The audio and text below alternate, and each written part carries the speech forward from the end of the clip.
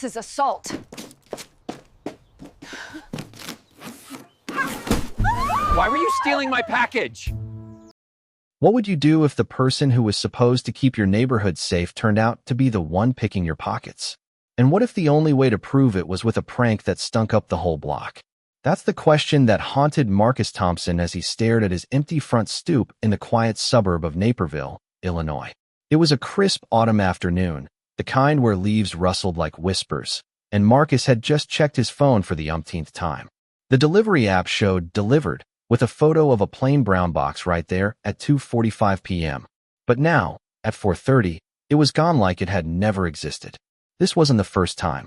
In the months since he'd moved into this tidy row of townhomes, for packages had vanished into thin air. Marcus rubbed his temples, wondering if he was losing his mind or if something more sinister was at play. Marcus hadn't picked Naperville by accident. At 52, after decades of climbing the corporate ladder in Chicago's bustling tech scene, he'd finally saved enough to buy his own place. No more noisy apartments or indifferent landlords. This was supposed to be his Havana gated community with manicured lawns, friendly waves from joggers, and that sense of order that came with suburban life. He'd imagined quiet evenings grilling steaks on the patio, maybe even joining a book club or two. But those missing packages? They were chipping away at his dream, one cardboard box at a time. At first, he chalked it up to bad luck. Porch pirates were a thing, right? He'd seen the warnings on local forums. But this neighborhood had security cameras at the entrances, a patrol car that circled every hour, and nosy retirees who seemed to know everyone's business. How could someone sneak in and out without a trace? Marcus decided to ask around. He crossed the street to chat with Harold Jenkins, a wiry man in his late 60s who was always tinkering in his garage. "Hey, Harold, you see any strangers around today?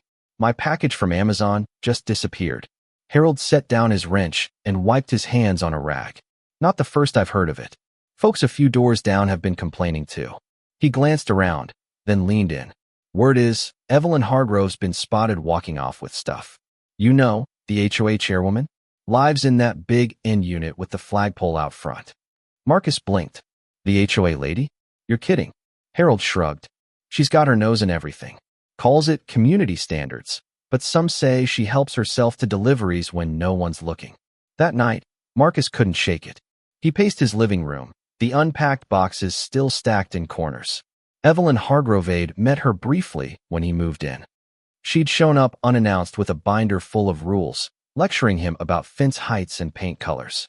Her eyes were sharp, like she was sizing him up for a report. Could she really be the thief? It seemed absurd, but the more he thought about it, the more it fit. She patrolled the streets like a sheriff, clipboard in hand, finding people for overgrown weeds or holiday lights left up too long. If anyone could pull this off without suspicion, it was her. Marcus wasn't one to accuse without evidence. He'd built his career on facts and logic, rising from a junior analyst to a senior manager despite the subtle barriers that came with being a black man in a mostly white industry. But this felt personal. He'd worked too hard for this house, this life, to let someone undermine it. If Evelyn was behind it, he'd find out. Little did he know, uncovering the truth would unravel the whole neighborhood's fragile peace. Marcus's new life in Naperville started with promise. He'd closed on the townhome in early September, a 2-story brick unit with a small yard and a view of the community pond. The move was a milestone, his first real home after years of renting in the city. At 52, with no kids and a divorce a decade behind him, he craved stability. Mornings meant coffee on the deck. Evenings were for long walks along the tree-lined paths. Neighbors like Dorothy Simmons, a retired teacher next door, welcomed him with a plate of homemade cookies. "Glad to have you here, Marcus," she'd said. "This place needs fresh faces." Frank Dawson, a burly mechanic from across the way, had slapped him on the back and joked about starting a poker night. It all felt right until the packages started disappearing. The first was a set of kitchen knives he'd ordered to replace his old ones. Tracking said delivered. Reality said otherwise. He filed a claim, got a refund, and moved on. The second was workout gear, dumbbells and resistance bands for his home gym. Gone by the time he got back from work. By the third, a smart thermostat to cut his energy bills. The pattern was clear. He began noticing Evelyn more. She was in her mid-60s, with a no-nonsense bob haircut and outfit straight out of a catalog, khakis and polo shirts. She didn't just enforce rules, she embodied them. One afternoon, Marcus caught her measuring his mailbox with a tape measure. "Just ensuring compliance," she said when he asked. "We can't have deviations." Her tone was polite, but her eyes said otherwise, like he was already on probation. Dorothy filled in the blanks one evening over iced tea. "Evelyn's been running the HOA for 15 years. Keeps things neat, I'll give her that. But she goes overboard. Find the Harpers last week for their kid's bike left on the driveway." Tom and Lisa Harper were the young couple down the block, with a toddler who loved riding his tricycle. Marcus had waved to them a few times. "Overboard how?" he asked. Dorothy hesitated. "Let's just say the rules bend for her. I've lost packages too, and once I saw her carrying a box that looked like mine into her shed." The suspicion grew. Marcus started watching Evelyn's routines, her daily walks at precisely 3 p.m., her SUV parked oddly at the end of the street during delivery hours. One day, he saw her fussing over a neighbor's porch, adjusting a flower pot near a fresh delivery. She straightened when she noticed him, flashing a tight smile. "Just keeping things tidy, Mr. Thompson. We all have to do our part." Inside, Marcus seethed. Tidy? Or scouting? He needed proof, but every instinct screamed she was guilty. And if she was, confronting her would mean war in a place where she held all the cards. Ask 10 residents about Evelyn Hargrove, and you'd get 10 wary responses. To some, she was the guardian of property values, ensuring every lawn was mowed to exactly 2 inches. To others, she was a tyrant who wielded fines like weapons. Marcus gathered stories over casual chats. Frank Dawson grumbled about a $50 penalty for his truck's oil stain. "She's got eyes everywhere," he said. "And ears too." One morning, Marcus watched her in action.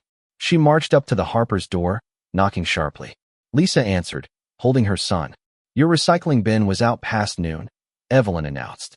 "That's a violation." First warning. Lisa stammered an apology, but Evelyn was already noting it down. Marcus's blood boiled. It was petty, controlling. Later, Tom confided, "She's threatened us before. Said if we complain, she'll inspect our fence line daily." More whispers followed. Dorothy admitted seeing Evelyn with a package that matched her missing garden tools. Frank recalled his lost fishing gear turning up in Evelyn's grandson's hands at a block party. She claimed it was a gift. No one challenged her. The risk was too high. Evelyn controlled the HOA board, the fines, even the community newsletter. Cross her, and you'd pay literally. Marcus tested the waters. He left a dummy package out, but nothing happened. Then, one afternoon, a UPS truck dropped off a box at the Harpers. Minutes later, Evelyn strolled by, glanced around, and picked it up. Marcus texted Lisa, "Get a delivery?" Her reply, "No, why?" His heart raced. Prove at last. But it wasn't enough for authorities. He needed her caught in the act. The neighborhood's undercurrent of fear was palpable. Residents spoke in code, avoiding her name. But Marcus, with his outsider's perspective, saw the pattern. Evelyn ruled through intimidation. He was done whispering.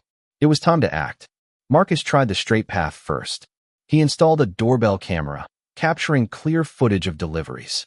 But the next package vanished off-screen. Evelyn knew the angles.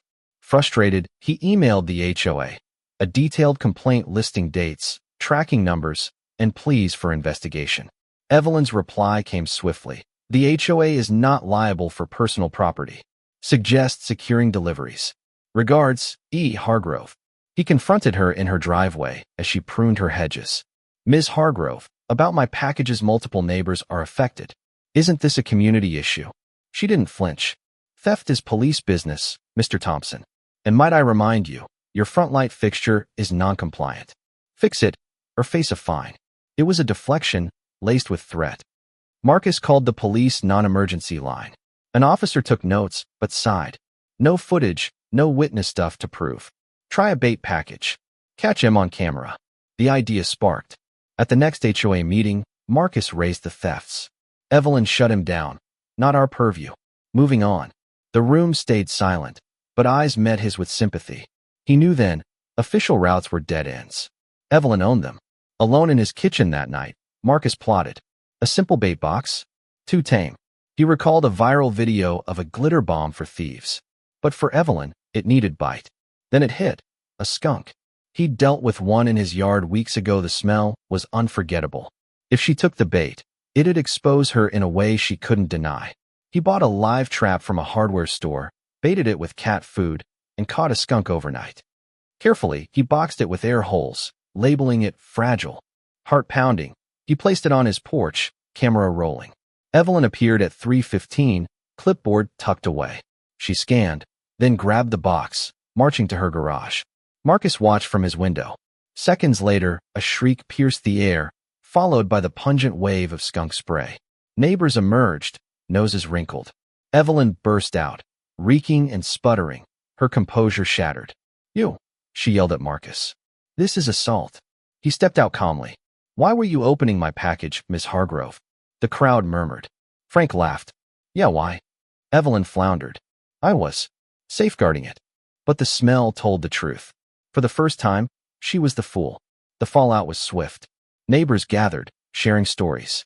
"Dorothy, she took my seeds. Tom, our baby monitor." The skunk had cracked the dam. Evelyn retreated, but the neighborhood buzzed with rebellion. She fought back with fines, Marcus for nuisance odor, others for minor infractions. But it backfired. Emails accusing him of sabotage only fueled outrage. At an emergency meeting, testimonies poured out. Marcus spoke last. "This isn't about a skunk. It's about trust betrayed." The vote ousted her unanimously.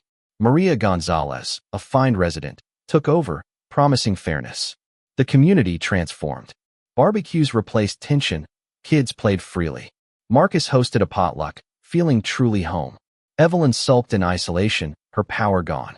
In the end, Marcus's stand proved one voice could topple a bully.